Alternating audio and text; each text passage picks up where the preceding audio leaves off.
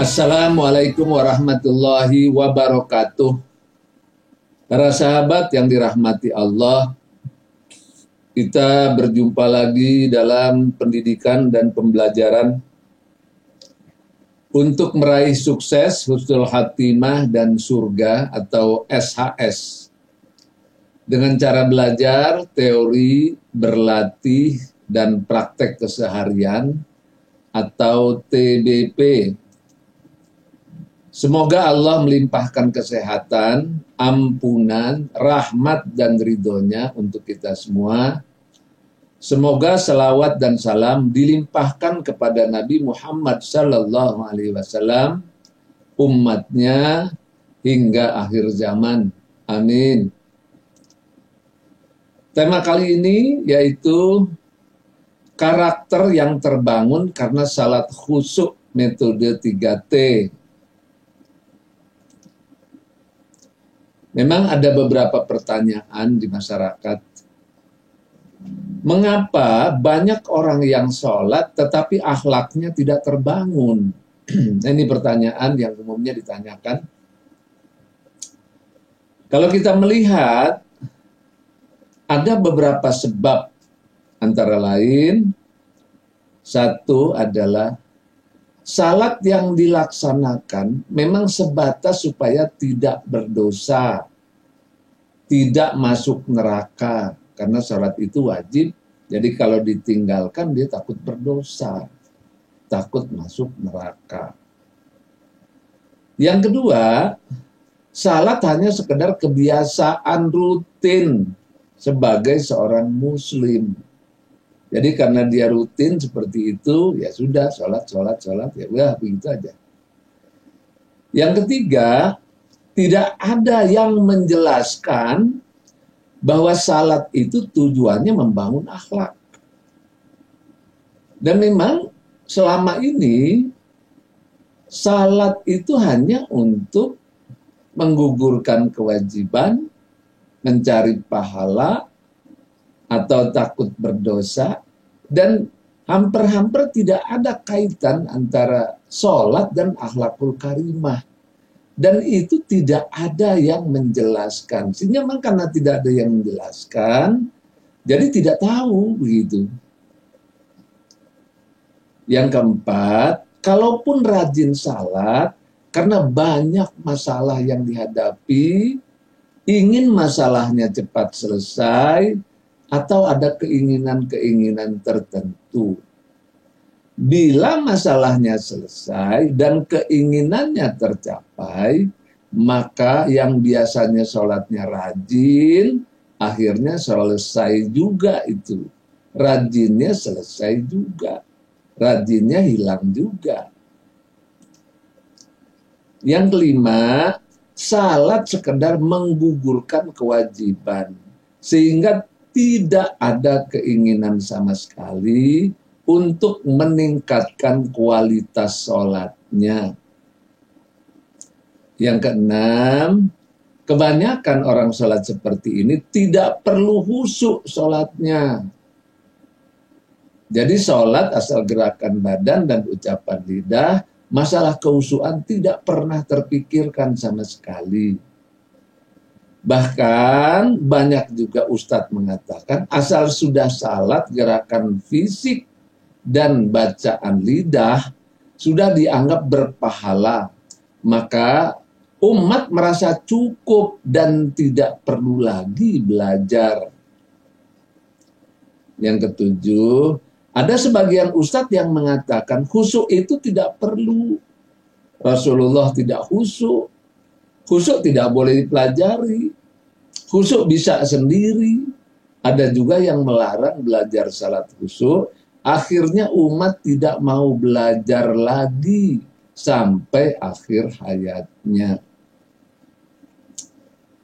Yang kedelapan, salat itu gerakan badan dan hafalan lidah. Sehingga karena itu saja rumusannya, dan itu sudah sangat cukup. Dan tidak sama sekali menyentuh sisi jiwanya yang menjadi sumber kesadaran. Karena itu karena sisi gerak badan dan hafalan saja, sehingga kesadaran karena sholat yang dibangun itu sama sekali tidak ada. Terlebih lagi kesadaran dalam membangun akhlakul karimah. Maka melihat keadaan seperti itu, kita perlu memberikan pemahaman kepada umat secara khusus memang. Secara khusus perlu diberikan pemahaman tentang pentingnya salat khusyuk dalam membangun akhlak. Nah karena itu, salat khusyuk metode 3T ini memungkinkan kita mentadaburi, meningkatkan kualitas sholat, meningkatkan pemahaman sholat, menggali makna-makna dalam sholat yang bisa ditambah untuk mendidik diri kita. Nah kita sebut dengan mentadaburi atau tadabur filosofi dan simbol-simbol dalam bacaan dan gerakan salat khusyuk metode 3T ini untuk diterapkan dalam kehidupan sehari-hari. Nah, beberapa hal yang perlu kita lihat di sini, misalnya adalah nomor 1, niat. Biasanya sebelum salat diawali dengan niat. Dalam kehidupan sehari-hari, karena kita membiasakan dengan niat, maka niat itu diperbaharui setiap akan melakukan sesuatu. Melakukan sesuatu, perbaharui niat dengan membaca bismillah. Agar kita selalu terbimbing dalam pengabdian kepada Allah dengan niat yang ikhlas, tujuannya hanya Allah. Menjaga sesuatu agar kita hubungan dengan Allah tetap terjaga. Atau kita selalu menjaga agar hubungan jiwa antara hamba dengan Tuhan selalu terpelihara. Yang kedua, wudhu. Nah, wudhu itu memang dilakukan oleh kita, tetapi dalam kehidupan sehari-hari, akibat daripada seringnya kita wudhu, maka kehidupan sehari-hari sebagai perilaku yang bersih. Nah, perilaku bersih, bersih pikiran, bersih perasaan, bersih hati, bersih pendengaran, bersih penglihatan, bersih penciuman, bersih batin, bersih mental, spiritual, bersih harga, lingkungan, pakaian, dan sebagainya. Nah, yang ketiga adalah arah Ka'bah. Jadi kiblat kita ke arah Ka'bah. Nah, ini mencerminkan bahwa kita ada satu tujuan. Arah menghadap Ka'bah mencerminkan satu tujuan. Satu visi, satu misi, satu langkah, satu pedoman, satu komando, satu langkah bersama dan bersatu. Nah, yang keempat, di dalam salat ini ada bacaan, ada arti, ada makna. Nah, sehingga dengan demikian, salat itu mendidik kita agar menjadi orang yang cerdas dan berilmu. Karena banyak hal yang harus dipelajari dalam ibadah salat.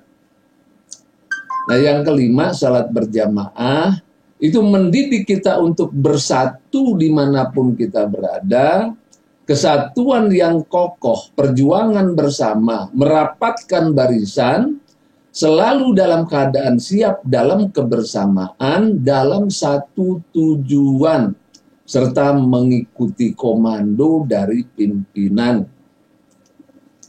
Yang keenam, salat itu bergerak terpadu.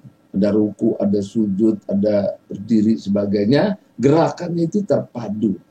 Salat dilakukan dengan bergerak terpadu antara doa dan gerakan badan, hati, pikiran, perasaan, perilaku, tindakan berjalan seiring. Hal ini mendidik kita untuk bekerja secara terpadu dalam kehidupan sehari-hari, antara bekerja keras secara fisik, pikiran, dan hati dalam berdoa sehingga berjalan seiring. Yang ketujuh, waktunya sholat itu ditentukan.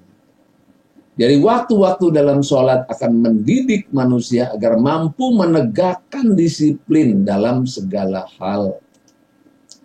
Yang kedelapan, berdiri. Makna dan filosofi berdiri dalam salat dan membaca takbir, mengagungkan Tuhan, menghormati semua makhluk. Karena semuanya adalah bukti kemahabesaran Tuhan, kemahabesaran Allah. Allah Maha Besar, yang lain sangat kecil, bahkan tiada. Hanya kepadanya kita mengabdi dengan penuh penghormatan.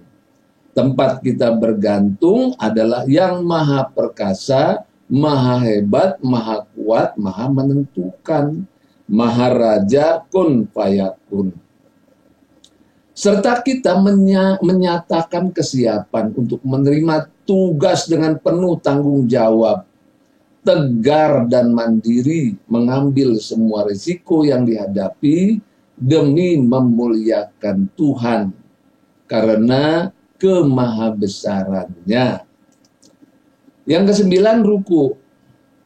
Posisi ruku sejajar antara kepala, punggung, dan bokong.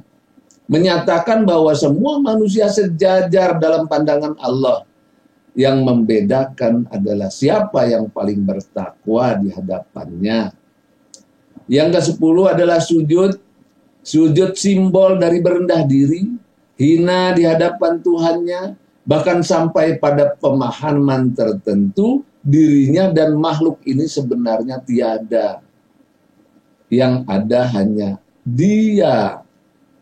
Terbebas dari rasa sombong di hadapan Tuhan, sehingga merasa sangat rendah, bahkan merasa dirinya tiada di hadapan Tuhannya. Dalam kehidupan sehari-hari, terbebas dari rasa sombong. Yang ke-11, duduk. Duduk adalah simbol, hanya bergantung, bersandar, berharap hanya kepada Tuhan dalam kehidupan sehari-hari. Kemudian kita selalu membaca Bismillahirrahmanirrahim, artinya dengan nama Allah yang Maha Pengasih, Maha Penyayang. Tuhan Maha Pengasih, Maha Penyayang merupakan awal dari segala induk sifat Tuhan. Dan sifat Tuhan itu ada dalam diri manusia. Hendaknya dalam kehidupan manusia, sifat itulah yang harus menjadi sifat utama dalam hidup. Yang ke-13, kita membaca Alhamdulillahirabbil alamin, artinya segala puji bagi Allah Tuhan semesta alam. Tuhan adalah Tuhan semesta alam yang maha menciptakan, maha mengurus, mengatur, maha baik, mulia, agung, sempurna. Mengurus alam dan mengurus diri kita sendiri. Karena itu sebagai manusia hidup, kita menghargai hidup dan berterima kasih dan selalu bersyukur kepada Allah Ta'ala. Yang ke-14, kita membaca Malik Yaumiddin, artinya yang menguasai hari pembalasan. Karena memang kita dimintai pertanggungjawaban, maka kita memiliki rasa tanggung jawab atas setiap pekerjaannya. Karena dia yakin adanya hari kiamat, hari akhirat yang meminta pertanggungjawaban. Kita membaca Iyyaka na'budu, artinya hanya kepadamu kami mengabdikan diri. Maka kita bersikap loyal, bersikap loyal, dan patuh karena terbiasa memahami dirinya sebagai hamba Allah yang harus mematuhi segala perintahnya dan menjauhi larangannya. Wa iyyaka nasta'in, artinya hanya kepadamu kami memohon pertolongan. Bersikap mandiri, tidak mudah menyerah, karena hanya bergantung kepada Allah yang maha bisa segalanya. Yang ke-17, kita membaca Ihdinas Siratal Mustaqim, artinya bimbinglah kami ke jalan yang lurus. Bersikap melaksanakan aturan yang sebaik-baiknya dan selurus-lurusnya, karena selalu memohon jalan yang lurus. berusaha untuk selalu berperilaku benar, lurus untuk keselamatan dan kebaikan dunia akhirat. Siratal ladzina an'amta 'alaihim, artinya jalan yang telah engkau beri nikmat pada mereka. Mereka ini adalah orang-orang yang berperilaku akhlak mulia dan selalu dinamis memperbaiki diri, inovatif, melakukan yang terbaik dalam hidupnya karena meniru perilaku akhlak mulia dari para nabi dan rasul. Yang ke-19, ghairil maghdubi 'alaihim waladdallin, artinya bukan jalan yang engkau murkai dan bukan jalan yang sesat. Karena itu, kita berperilaku menjauhi akhlak yang buruk pada diri kita sendiri dan lingkungan, karena selalu memohon dijauhi dari murka Allah dan jalan yang sesat. Sami Allah, artinya maha mendengar Allah, bersikap ihsan, karena terbiasa merasa didengarkan oleh Allah, merasa dilihat oleh Allah. Yang ke-21, bersahadat ulang dengan telunjuk, artinya selalu memperbaharui tekad untuk terus berjuang sesuai dengan prinsip-prinsip kebaikan yang diajarkan dalam syahadat. Yang ke-22, membaca salawat Nabi, selalu menghargai jasa-jasa pendahulunya dan mendoakan mereka, serta memelihara dan mengembangkan peninggalannya untuk terus diwariskan dari generasi ke generasi berikutnya. Yang ke-23 adalah salam, hidupnya penuh manfaat dan bersikap memberi kebajikan kepada lingkungan sekitarnya. Yang ke-24, salat dilakukan seumur hidup. Karena salat seumur hidup mendidik umat agar memiliki kegigihan, daya juang, dan kesabaran, serta istiqomah yang tinggi. Yang ke-25, berjamaah. Berjamaah mendidik kita untuk bersatu dimanapun kita berada. Kesatuan yang kokoh, perjuangan bersama, merapatkan barisan, selalu dalam keadaan siap, dalam kebersamaan, dalam satu tujuan, serta mengikuti komando dari pimpinan. Nah, itulah daripada filosofi, prinsip-prinsip, simbol-simbol di dalam sholat yang bisa kita terapkan dalam kehidupan sehari-hari. Assalamualaikum warahmatullahi wabarakatuh.